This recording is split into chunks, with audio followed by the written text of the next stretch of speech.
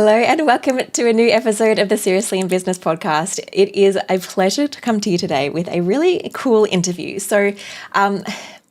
Email marketing, all right? You either hate it or you love it, or you've got no idea what the heck it even is. And I think it is such a powerful tool for business owners. And for me personally, it's something that I have always kind of done, or at least once I've upped the ante in my business over the last 6 or 7 years or so.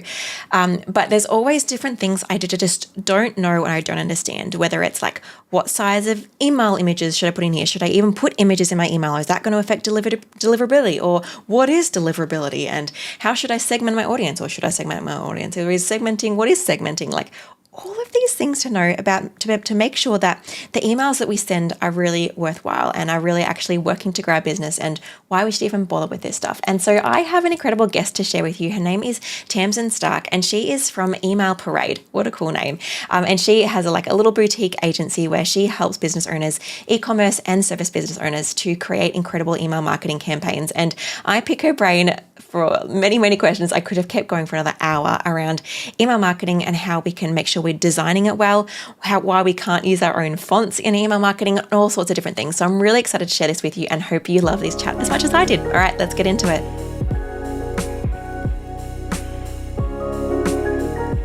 Welcome, Tamsin, to the podcast. Thank you so much for being here. I'm really excited for this chat because as much as I love email marketing and I've done it a lot before, I also haven't had any real proper training on it. And so I'm just mostly fumbling my way through and it's working okay for me, but I'm really excited to kind of dig into a few things from your perspective on particularly the design side of things. But before we get into it, I always love to kind of just get an actual idea of people's lives behind a business, because I find it just we just see people's Instagram lives or we see them posting, we're like, oh, it must be really easy and stuff. I'm like, they have a life. They've got children or they've got errands and they've got food and what does life actually look like? So I'd love to ask you before we get into it, what does an average day in your life / business kind of look like for you? Yeah, good question.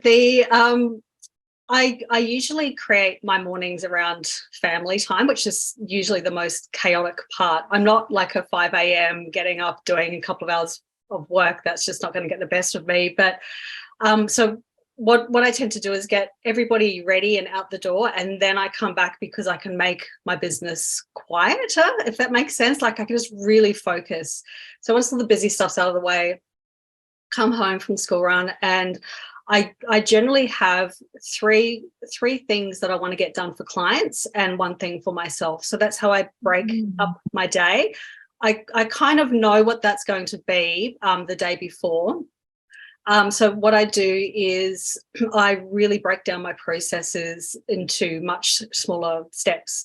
So with my clients, that might be brainstorming a concept, and that's a goal that I've had for the day for one of their campaigns, or sketching out a flow for another client, or even editing an email that I wrote the day before. So I have that break between when I've done something and then I go and review that as well. So every little thing is done to make sure that I meet the deadlines. And then with my own business, it's usually planning. It could be content planning. I try and do things like by the end of the week, I'm actually doing something. So I'm either writing, I'm getting into my website, I'm updating something, and it kind of structures that way. I'm pretty lucky in terms of what I do, because my clients, when I do regular campaigns for them, they pretty much send each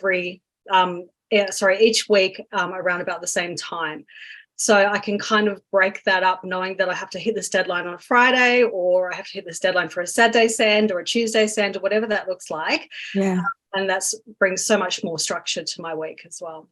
Yeah, cool. Okay. And then are you doing the school pickup, or does someone else do that? Yep. So you finishing at pretty 3-ish? much. Yeah. So I've my husband sometimes works from home, but when he doesn't, I'm doing everything. And then we're usually getting into swimming, we've got gymnastics. So once school is done for the day, I can't really get back online until say after the kids have gone to bed, and usually that's about 8:30. But by the time I've actually collected myself, so if I do have anything that's urgent, that's been pushed back, it's usually then. But I try and keep it to one, maximum 2 things. I don't like going to bed super tired. If I can push it out to the next day, I do. But yeah, it's it's really about structuring and creating mini goals as much as you possibly can. Yeah, cool. That's really interesting. Thank you for that insight. I love that, like, everyone is just does it so differently and we all just make it work somehow. And Yeah. but like, those are so I love the goals and the kind of way that you kind of structure those goals. That is And not anywhere near how I work. Oh, I was not like that. I would just do everything all the time. And even if there were kids around me asking me things, I was just trying to get masses of work done and wondering why I was so tired. Yeah. I think the biggest thing as well is managing client expectations, which I learned to do a little bit too late, but I learned to do it, because if someone comes to you and they say, oh, I really need this urgent thing, and you accommodate that, well, then that's setting the precedent for how available you are. Yeah. And especially when you start with a new client, really saying, this is great. I can start with you on this date. And then they're usually fine with it. But that kind of pressure to deliver, it tends to come from yourself. So learning to set those boundaries has been so helpful. That's really timely advice, because I'm about to kind of open like the more studio side of my business. That's less teaching people design, but more getting my studio team to do it for them. And like, yeah, the client expectations and the management is something that I have to really like tighten up, because I'm like, yeah, we can just do that. And then I'm like, rush. And then I'm getting things late. And it's like, this is not a fun experience for anyone. So no, and then you feel really bad about neglecting your family and, all that kind of stuff, and things pile up around you, clothes don't get folded and stuff doesn't get done. And then you feel that guilt. So yeah. Yeah. All the things. Oh, it's so much fun running your own business, isn't it? No, thank you for that. Okay, cool. So now that we've got a bit of an insight into your life, could you just let us know kind of what you do and like how you've ended up running your own business doing email marketing? Yeah, so I come from a marketing background. I worked in not-for-profits for quite a few years. And what I do was mainly in direct marketing. So about 2018, after my daughter was born, my second child, my role was made redundant. And I thought that was kind of perfect timing, because I really wanted to do something for myself, but I'd never really thought about what that was going to be. And we really needed the flexibility of having someone closer to home, because the kids' daycare is in the area. They go to school now. Both of them go to school up the road. So I can't have both of us in the city working. So we're based in Sydney. Right.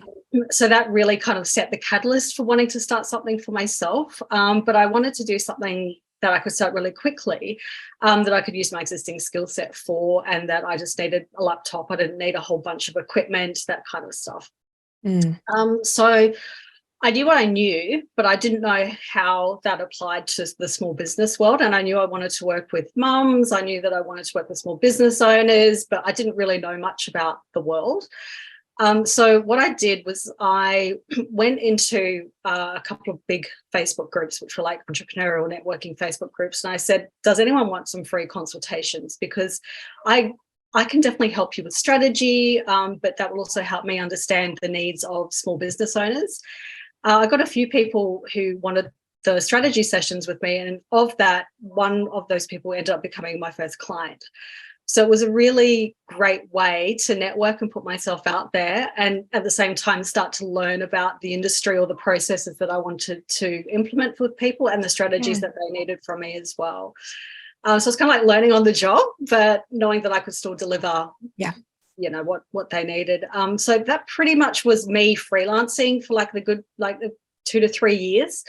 And then, of course, the pandemic hit and, we were all juggling everything. But about a year ago, I rebranded as Email Parade. So that's got much more of an agency focus. It's kind of halfway between solopreneur with support, going towards agency without being full-blown agency, if that makes sense. I don't even know what the term would be for that. Right. But it's it's kind of like a boutique agency type situation. So I do have now people working with me, very small remote team. They also have their own businesses as well, but it's growing that business side of things, as well as helping other people with their grow their businesses as well. So, for example, I work with copywriters. I've worked with designers before. It kind of depends what I need and what my clients need at the time. And just trying to outsource as much as I possibly can while still growing and scaling. It's that kind of growth development push-pull thing Yep. that's going on right now. But yeah, it's good. Yeah. Cool. I love that. Thank you for sharing that bit of your story in that. And yeah, just I love the kind of the basic way that you start of like, hey, I got this, they can just help you with this thing. And then all I had when I first started was one really great client. And then that really great client like shared me with a person, and then they shared me with another person. Like you can kind of really get started from one really great client. And so you've got, like, you obviously do email marketing. What do you love about email marketing? Why is it such an important strategy for the people that you're passionate about working with, like mums in business and small business owners and stuff? Yeah, so with email marketing, it's when you receive an email, it's literally the last personal space on the internet that is just yours. So you curate it, it's in chronological order, like kind of the opposite to what something like social media is. So when somebody they receive your emails, they're actually saying, yes, I want to hear from you. And it's a permission-based marketing channel. So it's an opt-in, and it's a way to have a one-to-one conversation at scale with as many people. So what I mean by that is if you have an automation and someone signs up to your email list, you can welcome them, you can tell them a bit about yourself, but you can automate all of that at scale, so you don't have to be the one typing every single day saying, hi, thanks for joining my list. And it's just really easy to do. Yeah. And it's also a great launching pad for people to take action. So if you want somebody to click on a website, buy a product, read or watch a video or read a blog post, whatever it is that you're doing, it's a great way to invite people to do that, knowing that at some point they are going to read their email and then they're going to, take that action. Yeah. Yeah. That's a really cool phrase that you use there of like, it's kind of like one-on-one communication in scale. I hadn't thought of it in that way before, because like every time I press send on my email, I'm like, this is going out to so many people and this is so scary. But like also looking at it as like, there's one person on the end of this reading this, and I get to talk with them and share my thoughts with them and hopefully help them. Yeah. That's a cool way to look at it. And I think it's really important to understand that letter writing is essentially what email marketing is. And that kind of writing letters to each other predates the telephone, like it predates fax machines. It's a very old form of communication. And we always tell stories, and stories stick. So again, that's another way that you can communicate with people. So you've got letter writing, storytelling, which is what we do in email marketing. And people wonder why email marketing isn't dead. Well, we've been doing this form of communication for centuries, so it kind of makes sense that it's just a modern way of how we have naturally communicated all this time. Yeah, that's so true. That's so interesting. And you're right. Like, I hadn't thought of it that way. I love it. Okay. And so what do you think are some mistakes people are making when they do write their emails, or when they create their emails, or when they are doing kind of their emails? I know you wanted to chat a little bit around, I guess, the design side of things, which is interesting because I often get questions from people like, oh, like how many images should I have in my emails, or this or that. I'm like, I've got some rough ideas, but I'm so interested to hear your perspective on these things and what we can be doing to, I guess, make our emails better, more likely to land in people's inboxes and all of those different things. That's a ginormous question, but I hope that makes sense. I think one thing that I still see, and I don't think a lot of people understand, is that when you create your email and you're doing it in the email service provider platform, you should be using a drag and drop editor that they have, but that doesn't mean that you can't provide graphic elements that look appealing. I think when we think of how something should look, we look at an overall design, and I still see people who upload an entire email as an image, and that means that the header is in there, the pictures are obviously in there as as the text that they want people to take into account, and it's just one big image. But the problem is that not every email provider, so Gmail, Yahoo, Outlook, will download images automatically. So if your entire email is an image, that's not going to download. And I've seen that as recently as the last couple of weeks. I just subscribe to every email list that I can because it's just what I do. Perfect research. Saying that, Yeah, so it's fine if you have images in your email, obviously. And if someone misses out on one graphic design element because there's no automatic downloading of images, that's fine. They can still read what you've written, and they can choose to right click and download.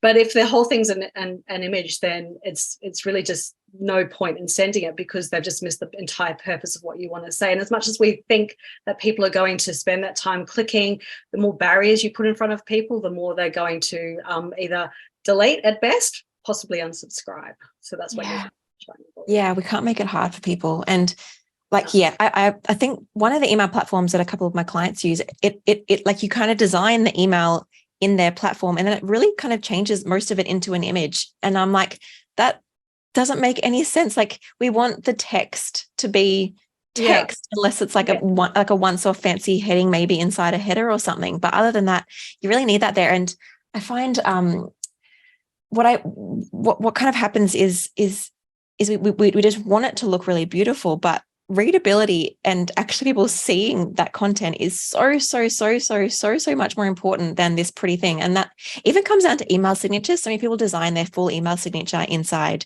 Canva, and like it looks really great, but if it's just an image, people can't, like, if the email server doesn't download images, people aren't seeing your name, your phone number, any of your actual details to click on that and to get into contact with you properly, because it's just all this one image that the email server isn't downloading. So yeah, I think not defaulting to images for everything is such an important point. Yeah, absolutely. The other thing with that, if you do go for images, that, you know, if you design your entire email as an image, is to think about responsiveness, because within those drag and drop templates that the provider, the email provider gives you, they automatically have built-in responsiveness to big screens and to small screens. So if you have a button, it will look in proportion on a desktop, but when you go to a small screen like a mobile phone, that will then respond to that image size, but it won't do that if you upload it as an image. So your big button on your desktop might look really fancy, but when it comes to a mobile phone, it's going to be this big, and a big thumb has to find a tiny little button or actually read it to say click here, and that's really hard for people to do. Yeah, it's exactly like a website in terms of like when you like resize a big website, it like the pictures kind of reshuffle themselves and they kind of go into better sizes and they kind of work better. Whereas if you just have like one big image, then usually it gets really hard to read on a mobile, because as you say, I think it just gets too small, and I guess people could zoom in, but again, people aren't going to work hard. Like we need to. It's just not going to happen. It's like trying to read a PDF on a mobile phone. It's just so frustrating. It's just too hard. Yeah. Oh, so true. Okay. And so what are some, like, I'd just love to get like 4 tips from you of how we can do better in our email marketing, and how we can just make sure that we're not making these design mistakes, or even like some more broader ideas too, in terms of how can we do a good job with our emails to make sure that, I guess I always get really nervous. Like I spend like all of this time making an email and then barely anyone opens it. And then if they do, some of them unsubscribe, and then some of them don't click on anything. It's like, how can we, this is a big question as well, but what are some things that we can do to kind of begin to help our emails actually work rather than just sending them for the sake of it? Yeah, I think the biggest thing to understand is that you have seconds, not minutes. Attention. And based on that, think about a less is more approach. So if you've got a lot of stuff that you want to say in an email, and then you've got this call to action and that, but you also want to showcase this part of your brand, consider breaking that up into more than one email, or segmenting your list. So if you have 2 distinctive audiences, maybe you sell apparel to women and men, yet you've got a whole email of female and men's clothing, you would look to segment that. But if you've got something like, you know, you want people to know about a sale, if you want them to see about your new arrivals, if you want them to look at bestsellers or user-generated content, those are actually individual pieces that should be separate emails. So it's that simple, is creating really very set messaging, and it's just one core piece of content per email, which means that you can send more emails, which is great. And I get so in my head around that of like, I'm just bothering people more by sending them more emails, but that's just that's a constant Jacqui problem I have. Like, that's why I talk faster. I don't want to bother people, but like, spreading that out over lots of emails, I can so see why that is more important and more more beneficial, I guess, than popping it all in one. Because I guess when people see all of that information or all of that thing, they just don't know what next step to take, but you're kind of making that clear if you do one per email. Yeah, absolutely. And a confused mind says no. I think we Yeah. have heard that so much. So if somebody's scrolling and then they forget what's at the top, you're kind of losing them. But if it's just like here's a sale, here's a great story from Instagram, here's something, it's just very focused pieces of content. And in terms of how you lay that out, we're quite predictable in how we read things. So as you know, like with the website, you know, we kind of go from left to right or down and across. With scanning patterns for email marketing, we tend to use the inverted triangle. So if you look at your content and how it's structured, you go from biggest to smallest. So big headline really conveys what you want to say. Medium is like a paragraph. It might be 1 to 2 sentences, which builds anticipation, but gives you a bit of information as well. And then at the very bottom is your button. So if you think of that very simple structure, that's how you draw the eye down the page, and it keeps people informed as well as conveying a really simple message. And that's also going to help you really focus on what it is that you want to say as well. That's really interesting. I haven't heard of that before, but I guess it makes sense. And it's still similar to like we're reading down the page, but just kind of, I guess keeping that really big idea at the top and then bringing it down to, I guess, the crux of things rather than getting distracted with doing heaps of different. I've got a question for you then in terms of that. So there's 2 sorts of emails I send out in my business. There's 1,000 sorts. There's like the classic nurture sequences and all those things. But then once I'm actually sending broadcast my whole email list or a segment of my email list, there'll be like a sale or sharing a new offering or whatever that is. And there's also my newsletter, which goes out around every second week. Is it okay that my newsletter has like 1,000 different things in it? Yeah, so newsletters, if they're sent out on a regular basis and there's a certain frequency to them, and that's quite consistent, and people know what to expect from that. I assume in your newsletter you're providing information as well as education and selling. So there's probably like structures to that. That's fine because it's something that people can use and they anticipate and they are not surprised when they receive it. If there's additional campaigns on top of that and that's based on something that you're doing like a sale or there's something new that's happening or a membership that's opening up, that's a different style of email marketing. And either you that's what you want to keep simple. And either you segment your list, so it goes to the right people. You have an interest list if you're looking for students, or you have, if you're an e-commerce business, you can look at who's the most engaged. So you're always sending to your warmest clients as opposed to trying to reactivate very cold customers off the back of a, one-off email. So it just kind of depends what you're doing. I think that we tend to think of, I have an email, it has to go to everybody, this is what it's got to say. But if you think more strategically, I have something that I need to say, it's based off of this, it's underpinned by the rest of this marketing that I'm doing anyway. Who does it need to go to? What does it need to say? And that's going to be a lot more strategic in your approach than doing mass mailers. I think newsletters are okay because people will sign up to receive that content. Anything on top of that, just start to think about who's it going to, who needs to hear about it, that kind of stuff. Yeah, that's really cool. Okay, so you've mentioned segmenting a few times. For people that have no idea what that even means, maybe they're just kind of starting the email list, or maybe they've had one for a while but kind of just have never segmented anything. What is segmenting, and what are some really great ways that we can do that to make sure we're being more strategic in the way that we send our emails?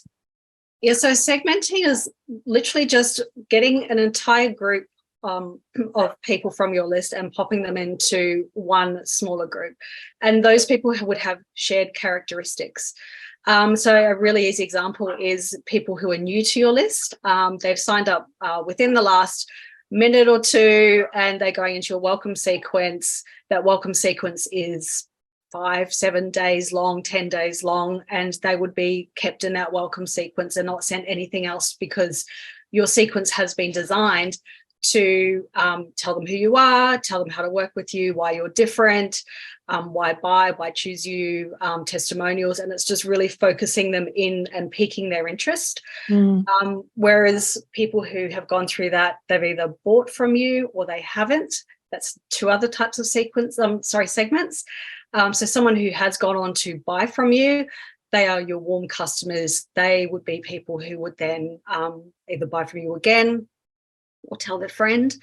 And they would leave a testimonial, obviously. People who haven't gone on to take that action of working with you or buying from you need more nurturing. So they would then go on a different path. That's a pretty high level way of segmenting, but it's a really great first step, because if you start continuously talking to people that have bought from you, but you talk to them like you don't know them, or that you haven't even acknowledged their support in the past, that's not a great experience for them. Whereas people who haven't bought from you, they would need more education, they would need reintroductions, maybe they would need to understand how you work, or why they should be buying from you. Right. So, yeah, that's really great. I'm definitely way too slack on that area of my business. Yeah. Sometimes I'm like, it's really good, and then less good. With my business, for example, I work with service-based businesses as well as e-commerce businesses. Yeah. They do share similarities in terms of the content that I send them, but really there is a point where it doesn't make sense for me to send certain bits of content to either or. So that's when I would segment my list as well. Okay, 2 follow-up questions. Hopefully I remember them both. The first one is, how do you segment like after the fact? So for example, I have seen myself get emails from people before saying, what are you interested in? Are you a service-based business or are you an e-commerce business? And then like I click on a link in the email, and I'm assuming that then segments me in their list into those right things. Is that a good assumption to make on how that's best to do that? Yeah, absolutely. Yeah.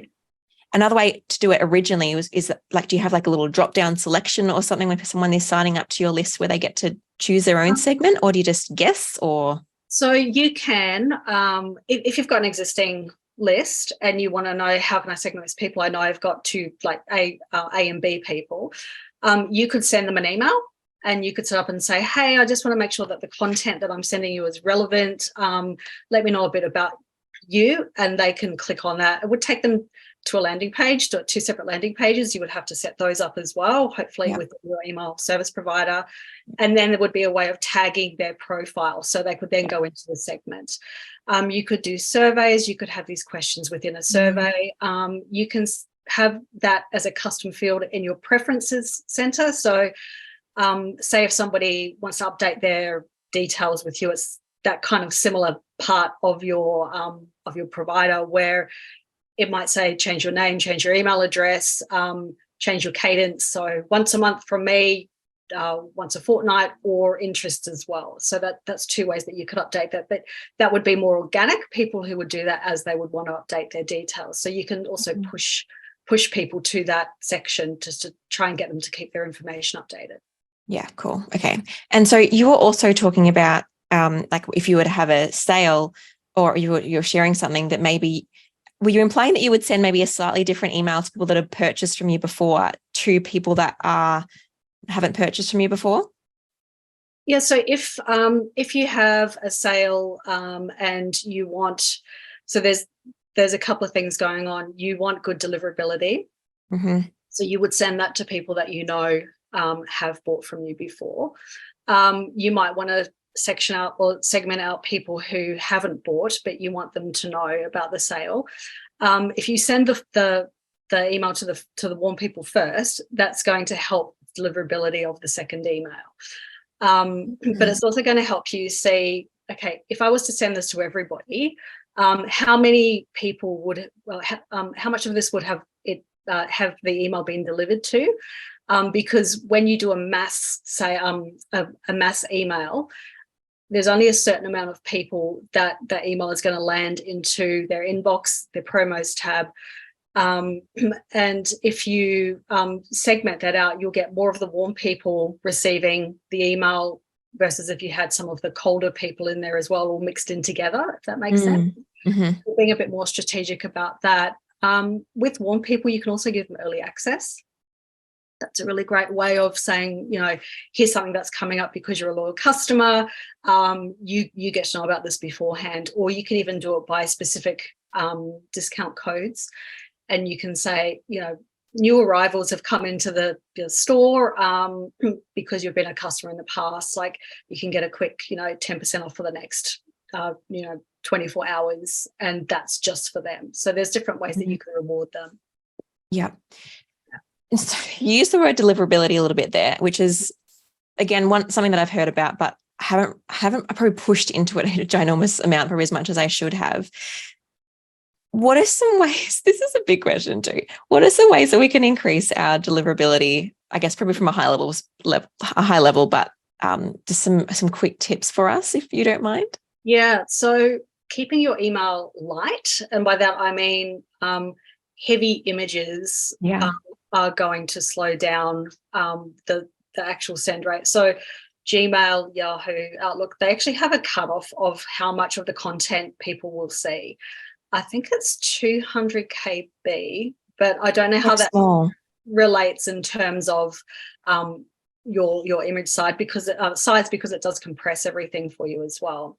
Yeah. So do you have, so for everyone listening, like when you say you're designing an image in Canva to be your header for your email, you just need to make sure, like, people come to me so many times and like, oh, Jacqui, this email is a little bit blurry. I'm like, it's okay that it's a little bit blurry, because honestly, we don't want it to be too big, because if it's too big, it's going to it's not going to deliver to people's inboxes at all. And a little bit blurry is better than not delivering. And so making sure you save your files quite small, and hopefully your email platform will compress a little bit more maybe, but even if it doesn't, to make sure it becomes really, really small. So like what Tamsin just said in terms of under 200 kilobytes, which is really, really tiny for most of the images that we're often working with. And so really prioritizing keeping them small. If you need help learning what size an image is, just message me on Instagram or something and I can just show you a screenshot. But yeah, that's a good point. Things like keeping your email template in a single column helps. The more you have sections within your drag and drop template, and then you create 2 columns and then 1 column and 4 columns, that adds weight to your template. Things like big images, GIFs as well. Those are great, but they can be quite weighty as well. Yeah. And weirdly enough, I don't know, in Klaviyo, buttons. So the more buttons you have in your template, the weightier your template is. So if you're trying to, and the great thing about that platform now is when you go to preview your email, it tells you how big your template is. That's great. And it works on a traffic light system. So if it's under, you go green, and then it starts going orange, and then it's red, and so you have to change something. And if you delete or change a button, or you take out some of the spaces, so if you want to create white space and you can drag like a bit of a spacer, it has nothing in it, those can be quite weighty as well. So rather use the padding within the block above or below to actually give yourself more space. Wow. Little tips and tricks really help to bring the size of your email down. That's wild. I didn't realize so many of those different things played an impact into that. I love that platform shows you the size of it and kind of like, this is going to be good, or you need to fix something here. And what those fixes do, I would never assume that the spacer is going to be taking up space. Yeah, absolutely. And I'm sure Klaviyo have like a blog post or something about that when they first brought out, because it's a very new function that they put in there. It's only like this year sometime. Yeah. And that's where I realized how heavy buttons were. Spaces. Also, when you are looking to create a desktop view and then it's not quite rendering properly on the mobile view, so you have this image looks like this on a desktop, but I only want it visible on the desktop, and then I'll create another image and that looks better on the mobile phone, but it's only visible on the mobile phone. That actually is double the weight. Yeah. Because it also has to download two images, even though it just depends on what device you see them on. So just be careful about that stuff as well. Wild. So much to think about. I don't think my email server my platform lets me do different images for desktop and mobile. So that's I don't have to worry about. But yeah, it's so good to think about if you do have that functionality of like, no, that's actually double the imagery. So use it wisely. Yes. Use it wisely. Yeah. Use it so wisely. Okay, so do you have any other like little tidbits of advice that's popped into your brain before we kind of wrap up this episode that I guess my listeners can learn about email marketing and what's important to think about there? So I think just the biggest thing is testing. I don't think people send enough previews to themselves, and not just previews, but checking it on the desktop and then checking the same email on mobile phone. Yeah. You can see when somebody hasn't done that because something isn't rendering properly. And like I said before, I've seen people who have had two different, one desktop image, one mobile image, and then when they've gone to duplicate that and create a new campaign, they've forgotten about the double image, and then it's come up on the screen. And I've seen that a few times. So just be really careful. But that's what I'm sending yourself previews does. It stops that kind of stuff. It's like an extra check. It's a quality control check, essentially. Yeah, that's such a good point. I do that, I think, nearly with all of my newsletters in particular, when I know that I've got so many different things happening right now. And if one of them I'm like, oh, that looks so rubbish on mobile, let's tweak that up a little bit. Yeah, that's such a good quick tip. And I think just the other thing is around fonts. Because I was actually going to ask about this. We have, each business has its, a font that is your brand, your custom brand font. And some email providers, you can upload your custom font to the template builder, which is great. But at the end of the day, only certain fonts are going to be accepted into email readers. So your custom brand font is going to be defaulted to Helvetica or Times New Roman anyway. Rather think about how can you find a font that is close enough to your own branding and use that, so you're not disappointed. You don't feel like your hard-earned design has fallen flat because the fonts aren't coming through. Yeah. I was talking to someone about that just this week, and just like, oh, can this email server that I use? She was asking me about the one I used, and I was like, I mean, you can upload fonts if you want to, but email servers aren't going to accept the font. And like one of the email platforms I know, like if you upload your own font, it just changes it into an image anyway. So it's not. It's like that's kind of pointless. So yeah, if you want to I have my brand fonts in my newsletter headers and like a special header for the email, but other than that, it's all just the plain font. But it's the same with like Instagram stories, for example. Is I don't have my brand fonts in Instagram stories, but I've chosen a font inside Instagram stories that I use consistently, and that becomes my Instagram story look. And so for businesses, choosing a font that's as close as you can get, which is for some people not going to be close at all, and then it's a kind of a default font in your email. You just use that consistently, and that becomes your email branding look. And it's okay, because again, it's about that practicality of it's readable, it's clear, and it's going to match and it's going to look okay, and you know what it's going to look like, rather than it defaulting to something really weird on someone's other end because you've chosen this font that doesn't really exist for people.